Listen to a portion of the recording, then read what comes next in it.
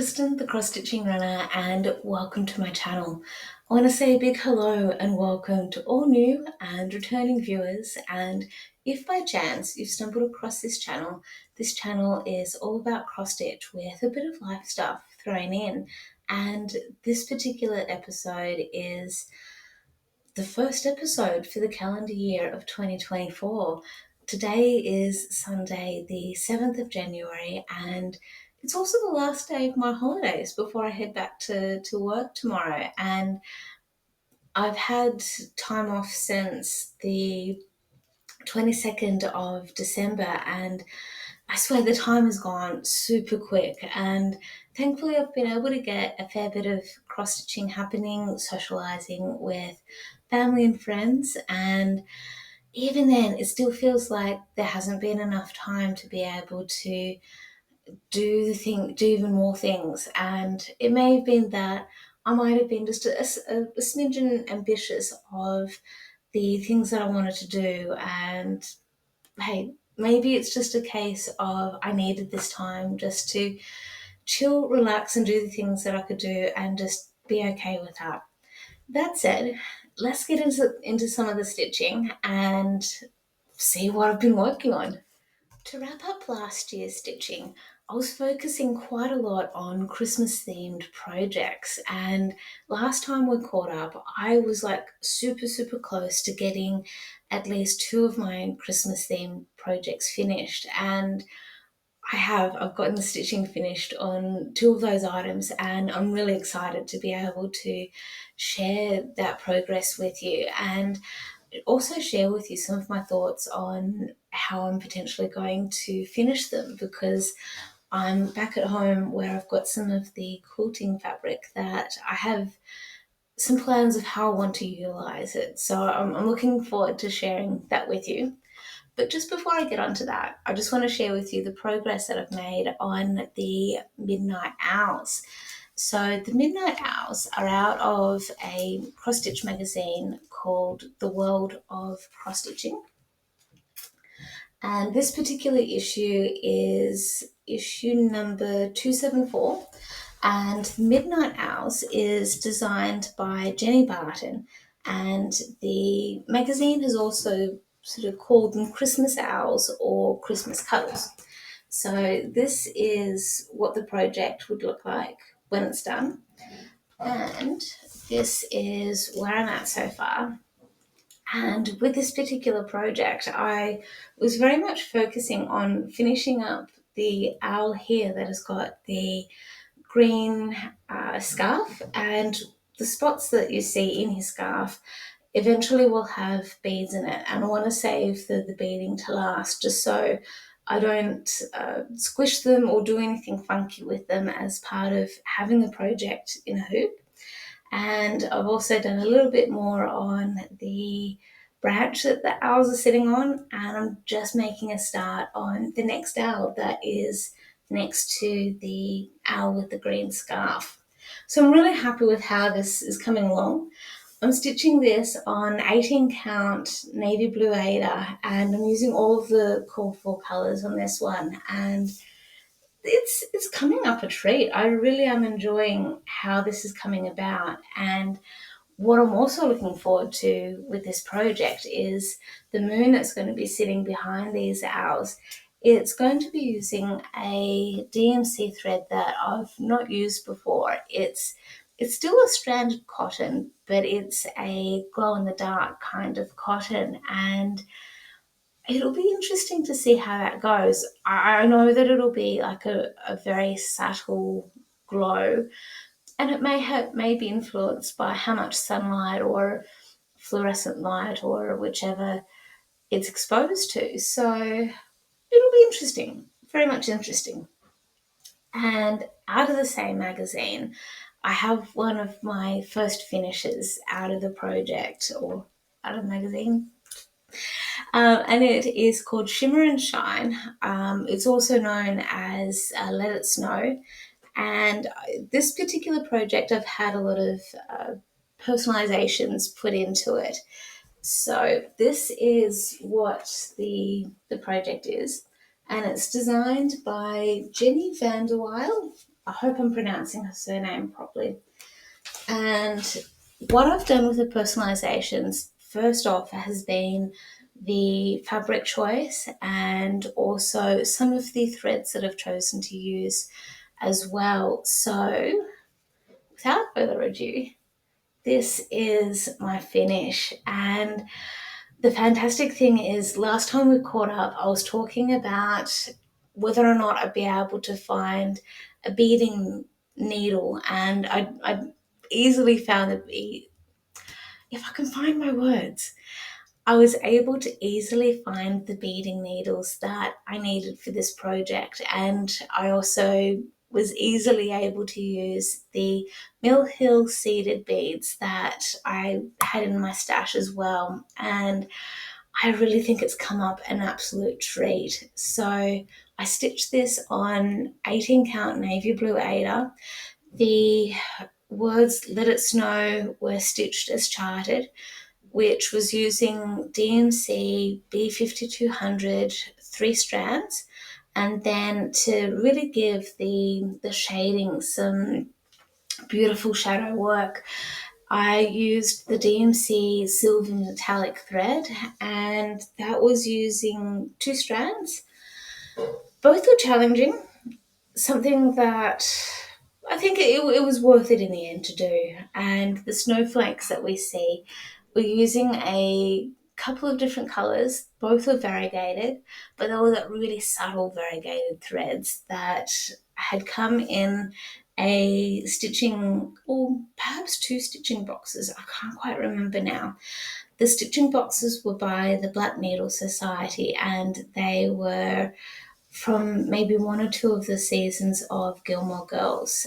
So it might have been perhaps spring in Stars Hollow and perhaps summer in Stars Hollow. I'm not 100% certain on that one. And they're just these beautiful variegated threads. And I think it's just really helped to make the snowflakes look absolutely awesome, and just having them stitched on this navy blue fabric has just really enabled them to pop.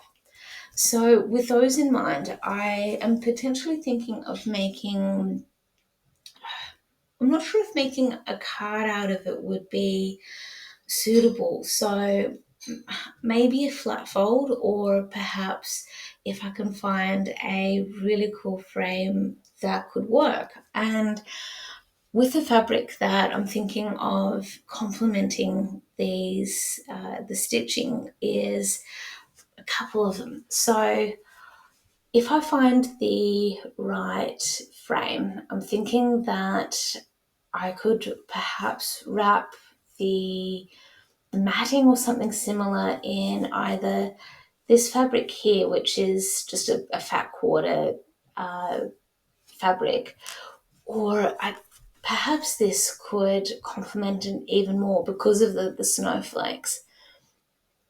I'm reluctant to rush into doing the finishing for Let It Snow, because when I first purchased these 2 fabrics from Spotlight, my line of thinking was to use this for Autumn in Stars Hollow, or especially with the snowflake one, Winter in Stars Hollow. And I know that the stitching box for Winter in Stars Hollow is going to be arriving perhaps mid-March, because I know that the last stitching retreat for the Stars Hollow Black Needle Society boxes will be happening at the end of March, early April, which, funnily enough, here in Australia will be Easter. So it'll be perfect timing, and perfect timing in the sense that I'll have the time off work. That's no fuss.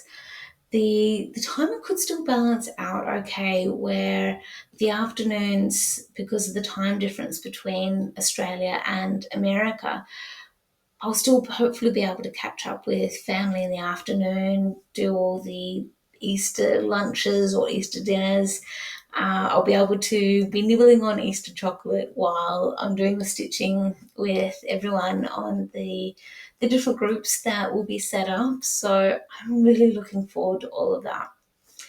That said, let's get back to some of the stitching and I guess some of the potential finishes that I've done, and let's get into it. The last two pieces of Christmas stitching that I have to share with you comes out of the book called Ultimate Cross Stitch Christmas, and it's from volume 19 for the year 2018, and the designs that I've been working on are by Emma Condon, and I've stitched Let It Snow and Jingle All the Way multiple times. And the two pieces that I have to share with you this time are Jingle All the Way and Have Yourself a Merry Little Christmas. These pieces so far have been super fun to work on, and Jingle All the Way is my finish. I love how this has turned out, and what makes this piece even more special is that I've used dinky dye threads to stitch the entire piece. And what I love about it is that dinky dye threads are Australian. And when I had first selected the dinky dye thread to stitch Jingle All the Way, I hadn't known or properly taken notice of the tag that was attached to the threads until I had started to sit down and stitch this. The back of the tag said that they called it Janie's Christmas or Jane's Christmas or something very much associated with Christmas. So I just thought that it was fortuitous. It was meant to be. And I haven't quite decided how I'm going to finish this just yet. I will potentially be doing some searches on Pinterest to decide how it's all going to be, what's going to work, and all that jazz. So hopefully, come Christmas time, I'll have it finished off, which means that I'll also hopefully be able to finish this one off, which is Have Yourself a Merry Little Christmas. Again, the threads that I've used for this piece are Australian based. They are called Brindabella threads. The disappointing thing at the moment is that the variegation of these threads aren't showing up as much as I would like to. They've got this really beautiful, gentle variegation of light green through to this limey green colour, and I love it. I think it is absolutely awesome, especially on this 18 count navy blue Ada, and it's just absolutely coming up a treat. What has me feeling proud with these as well is that the other day I was watching Athena's uh, cross stitch Flosstube channel.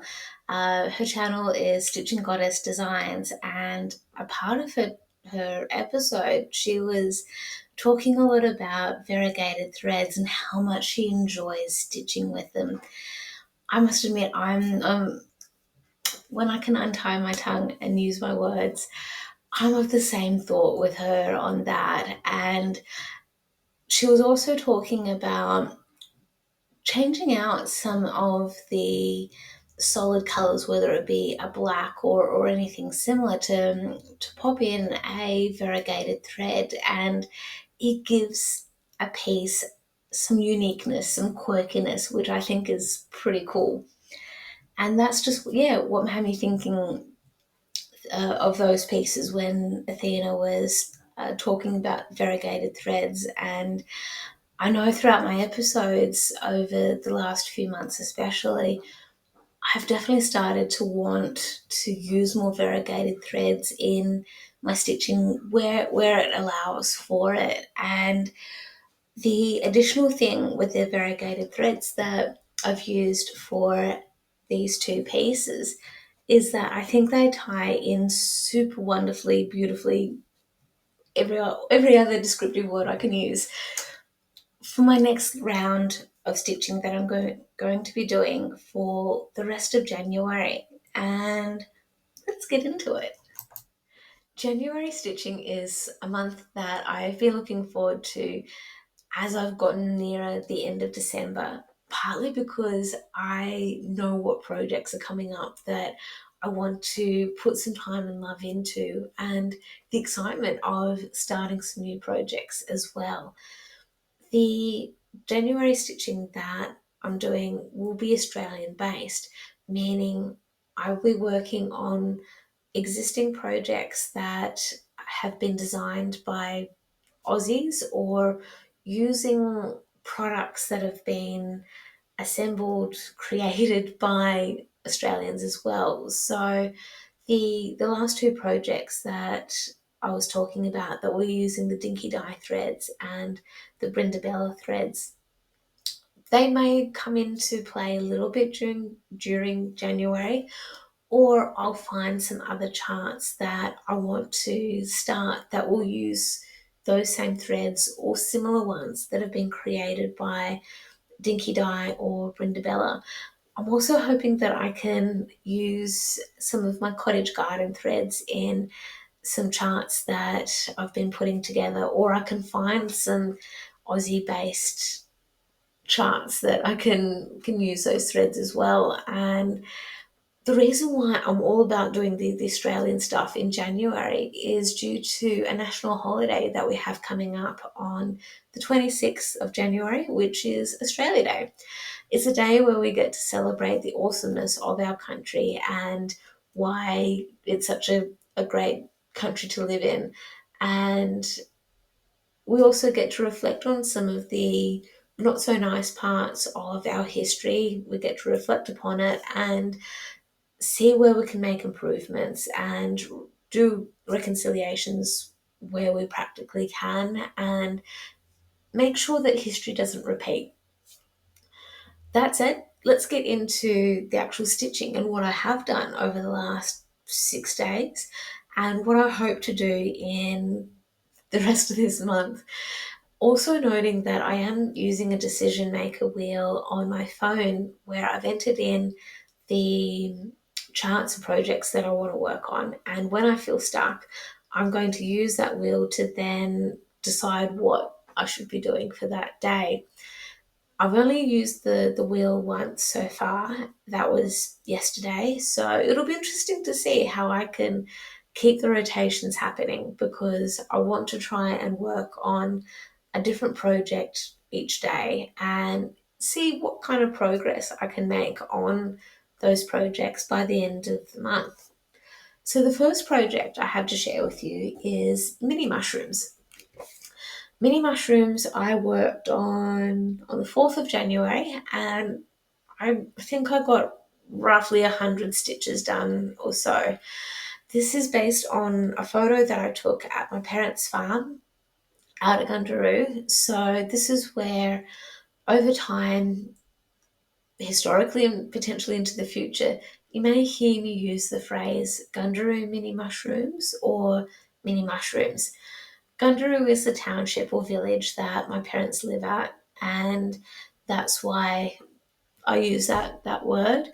So I have stitched nearly half of this project, and I'm, I guess, on the lower half of the last page for that half of the project. And this chart is available on my Etsy store and my uh, official website as well. I'll put all the details into the description box below, and any of the hot cross stitching designs that I mention here are all available on my Etsy store and my official website. So check out whichever option you're comfortable with and go from there. This is where I'm at so far.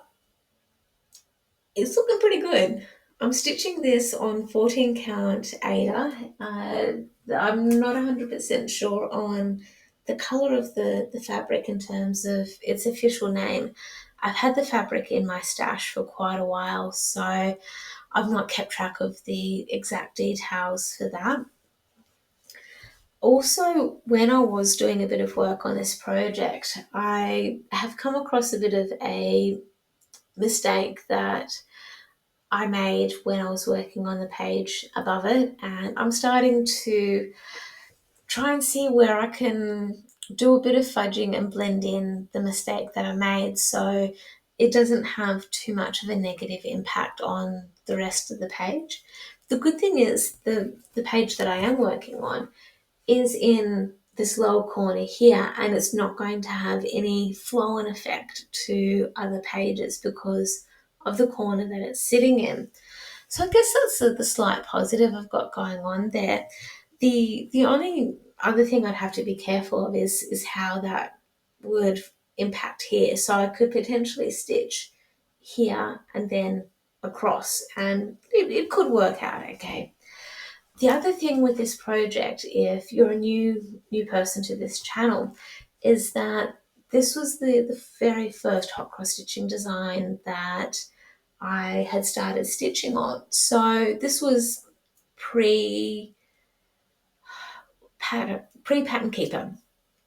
I was just sort of learning how I could update the PDFs to enable them to be imported into pattern keeper, and since then I have learned what buttons I need to press and all the rest that enables the design to be successfully imported into the software or the app rather. And the good thing is it's pattern keeper compatible as well as having a physical chart. So as I've started using pattern keeper a lot more, I'm struggling a bit with the chart. But once I get into that physical chart, I get into that really nice flow and it works out really well. That said, the next project I have to share with you is one that I am regularly talking about, and that is Dewdrop Daisy. This one is a project that I'm hoping to have finished later this year. When exactly, I'm not going to commit to because I know that plans can very easily change. I do have less than 15,000 stitches to go, so how that 15,000 is going to be spread out across this year, I'm not sure. I hope though that this month I can see some good progress on it though. So this is where I'm at so far, and I worked on Dewdrop Daisy on the 2nd of January, and thankfully I have probably half a centimetre of fabric left on the bottom of the chart, but nonetheless it fits. And I've been working on finishing one of the petals. Just as I fold this up, it'll help to make a bit more sense. So this is the petal that I've been working on, and it's slowly getting finished, and it's going to work out well. I have found that if I do focus on the completing of the petal, that it's almost one petal per month. That seems to be the timing for me, that seems to work, and it will be very big celebrations when I have that one completed.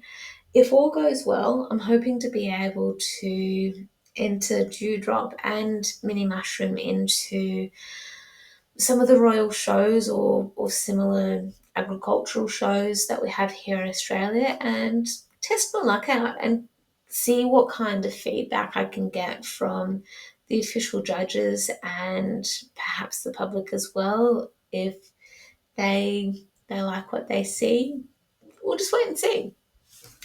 That said, the next project that I have to share with you, I know is seemingly a favourite of many people around who have seen me talk about this project because, especially on my Etsy site, it's been favorited a lot, which I love the support. And I think it's pretty cool. So the next project, I'm bringing up the picture of it here. I count my lucky stars. There we go.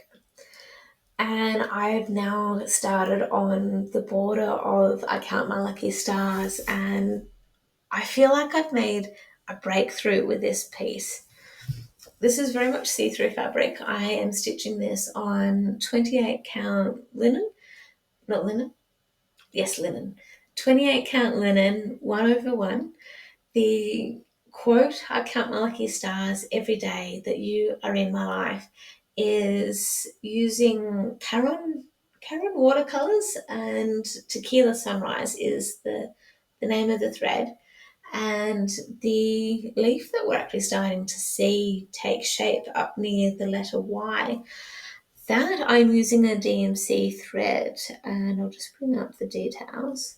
The DMC color of 3766, and at the moment I think it is just working out really well with the way that shade is complementing the other colors that are there. What I've also done, and it doesn't matter if it's a physical chart or the digital chart in Pattern Keeper, it can be done either way, of just sort of using your eye and just sort of marking out with either your finger if you're using Pattern Keeper, or your marker of choice with the physical chart, marking out where you think the leaves might be, and anything similar to that, to then try and. So I'm trying to bring up the pattern, or the cover page rather, while I'm talking with you, and my fingers are being fumbles. What I'm hoping to be able to do with the border that we see here is to have the 3766, stitching that for the leaves that we see there, and some of the swirly embellishments that we see as part of that, or the vine, or whatever it is that you like to call it, and perhaps a part of the one of the circles as well. And then what I'm also hoping to do is use a different shade of DMC. I haven't quite decided which shade of blue yet, but using a different shade that again complements the 3766, and also complementing the colors that we see in the quote, to have like some shading or some tonal thing going on. I'm so far away from that my brain, I'll get to make a few different decisions along the way, change my mind several times, whichever way goes along with it. And I look forward to seeing how that goes. Again, the tricky thing will be when I get to the stage of when the circles cross over each other a little bit. That will be a bridge I can cross when I get closer to it. The next project that I have to share with you, also noting that for some projects I have noted down how many stitches I've done, other projects I haven't just yet. I'll get into a better rhythm next time we catch up. So the next project I've worked on is Black and White Rolled Up Daisy. This, I love this project for its moodiness. There pardon me, there's just something about black and white photography that is beautiful. It can really help enhance the moodiness of situations. It can be just a slightly different artistic impression that color may not always provide. And that's where the sepia tones, like those really old photographs that we perhaps see where it's got those different shades of brown in it, can add to all that. Anyway, I'm rambling. This is where I'm at for the Black and White Rolled Up Daisy. I spent a lot of time on, it's not showing up the way that I'd like. I spent a lot of time on the petals there that are sort of coming down towards the center. I'm stitching this on what I'm thinking is 18 count black Ada, and I count my lucky stars. I'm stitching on 25 count linen. I did remember that I was stitching linen. I can't remember if I mentioned if it was 25 count. Anyway, so DMC threads being used on this particular project, and as moody and as dark and as boring as this one might be, because it doesn't have as many colours in it, I am very much looking forward to seeing more progress on this project. I had worked on the black and white rolled up daisy on the 3rd of January, and I'm really happy with how many stitches I put into that. I just really felt like I really got into the flow of it. I think it had a lot to do with working on a block of colour, which helped a lot. And speaking of blocks of colours, I have done a new year, new start, and this is a project that is not yet available on the Hot Cross Stitching website. It will be though. This is a chart that I I'm thinking out loud a little bit here. At the moment, as I'm recording, it's not on the websites or anything like that. By the time you see this video, though, it will be available on my Etsy website and my official website. So this particular chart, whilst it is a Spanish proverb, it is designed by me, an Aussie, so that's why this particular piece is being done. So I'm calling it A Life Lived in Fear Spanish Proverb. So the full quote that I'm using is a life lived in fear is a life half lived. And this particular quote is one that I've had in my mind every so often for different reasons. When, not when, it's different times for when this particular quote comes up, and I don't always know when or why this quote comes to mind. It is one that always makes me think, however, of the movie called Strictly Ballroom, and it's a movie that I haven't watched for a while, but it is one of my favourites. And this is where I'm at. This particular piece I have started in the middle of the fabric, and I'm stitching this on 18 count aided that I purchased from places. My brain is going right now. It is from the Victoria Needle House, the place in Minnegong. That's what I'm trying to say. That's where I purchased the fabric from. So this is the blue that we're seeing in the background for the quote, and this part here is a part of the butterfly, part of the body of the butterfly, and I've really enjoyed seeing this piece come together. And as stiff as the Ada is, there's something about this particular piece of Ada that I'm enjoying stitching on. I know that many of the other pieces I've been working on have been 18 count Ada as well. Each piece is just a little bit different, but fun nonetheless. It's been really good.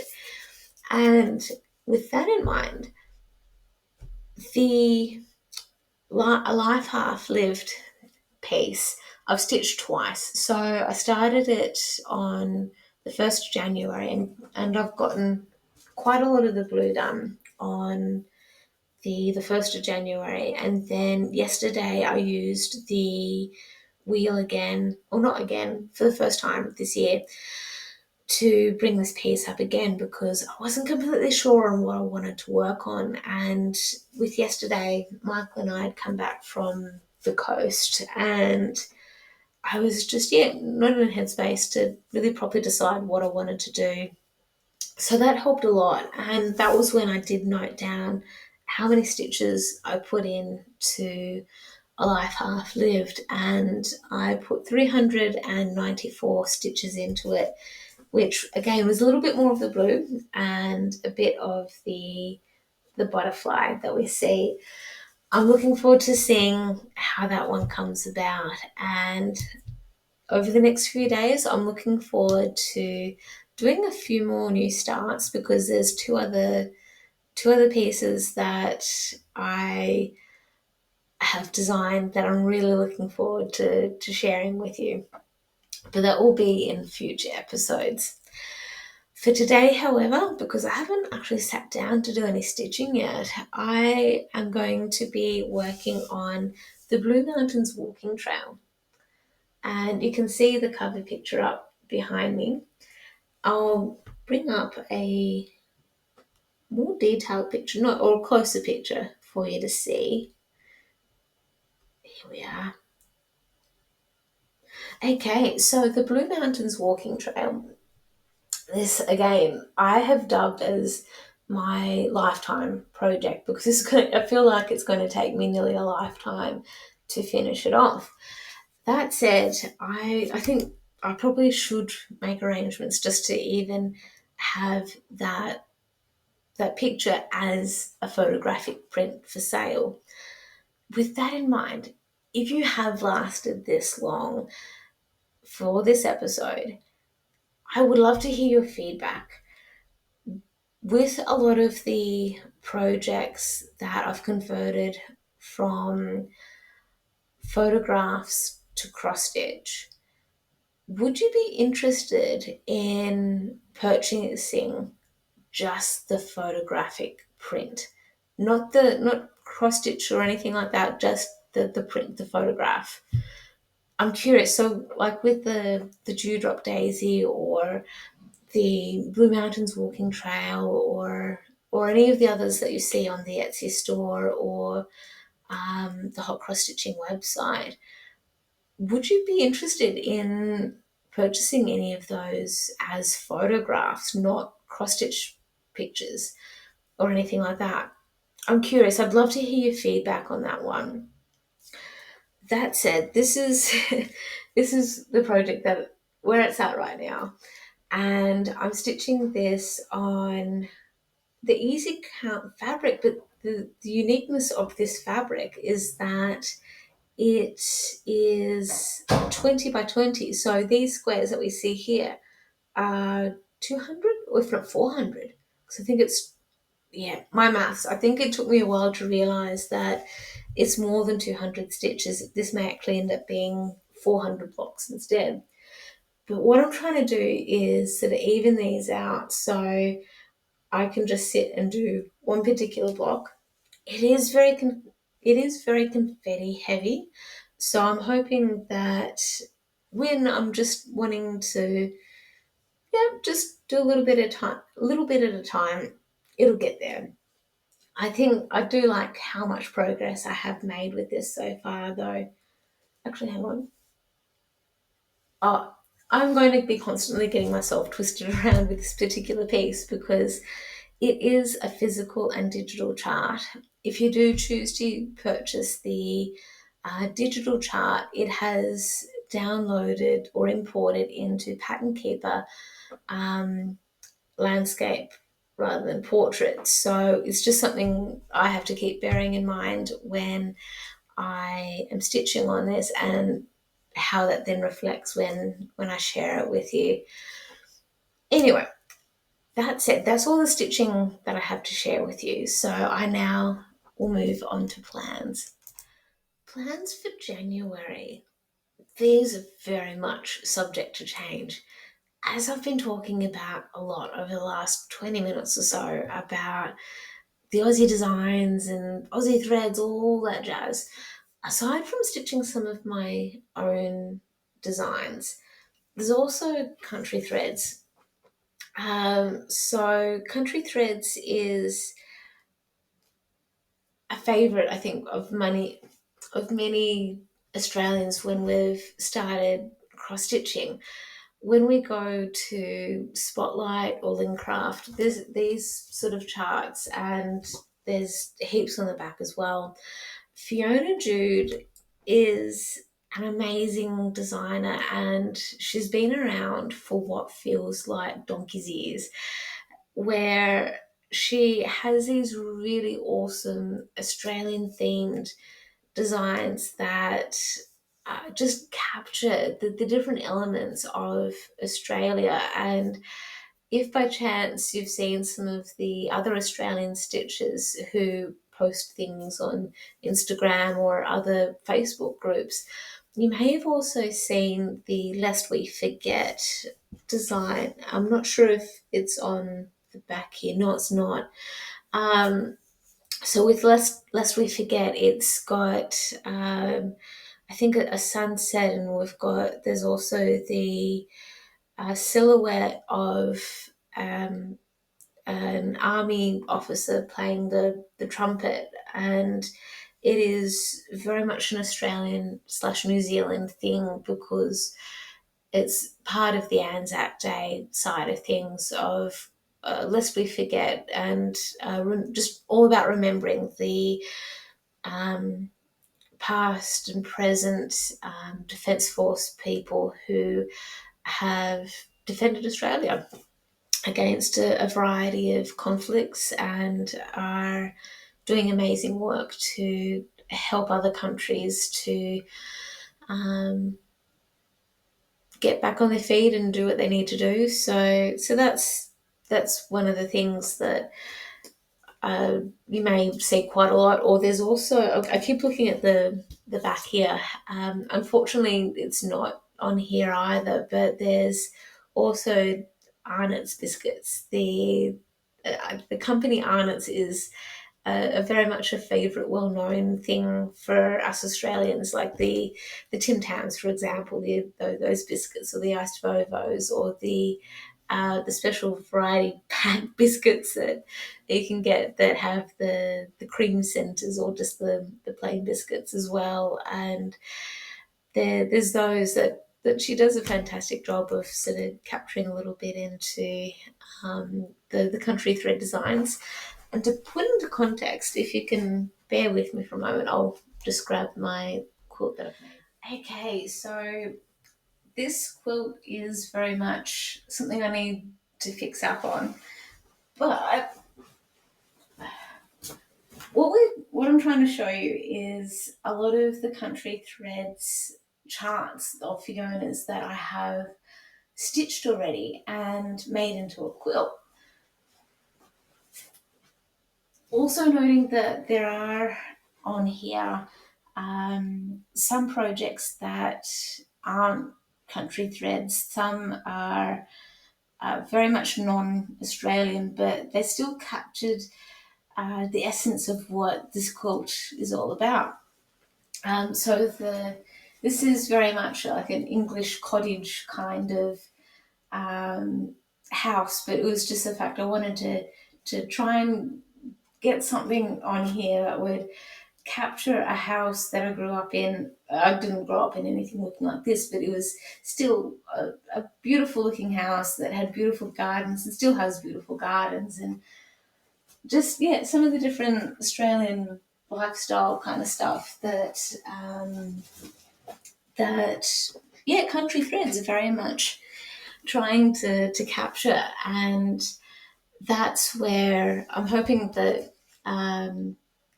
if I need a break from some of my own designs, that I'll stitch the pelican, for example, partly because I'm near the ocean. And even if I wasn't living near the ocean, this would probably be one that I would lean towards starting to stitch, because during my school holidays, we would do at least an annual trip, if not nearly every school holidays, do a trip down to the south coast in New South Wales, pardon me, and to the area of Bateman's Bay, Malore Bay, where I've recorded some of these Flosstube episodes as well. And when we would get closer to the coast, especially coming into Bateman's Bay, some of the things that my mum would get us to do is see if we can look out for any pelicans.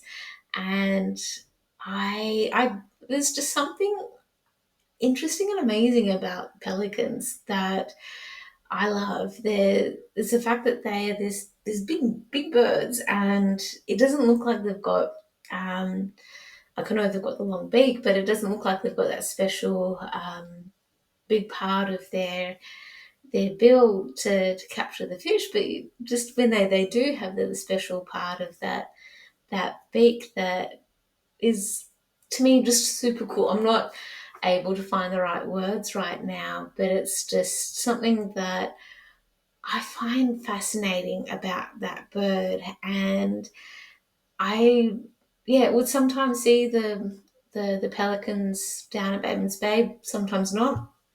For example, with the holidays that we've just had down at Bateman's Bay, I didn't see any there. Not that I don't remember seeing any there. However, there are times when we would see them hanging around some of the jetties in the bay where the fishing trawlers would come in. Sometimes also would see them sitting on top of the lamp posts along one of the main roads of Bateman's Bay, and that was always pretty cool. And since I've been living up here at Wollongong, I've seen more pelicans flying around here than I ever have up or down, perhaps at Bateman's Bay. I don't know why. It just seems a bit strange. Something that I'm perhaps more aware of now compared to when I was a kid, and there being so many other things that would take my attention. I don't know. That said, I did also ramble on a bit about in my last episode other designers like Fiddlesticks AU. She's awesome. Fiddlesticks AU. They've got a whole heap of little designs that I hope I can purchase and stitch on Australia Day towards the end of this month. So that said, this is pretty much my rambling way of ending this episode for this fortnight.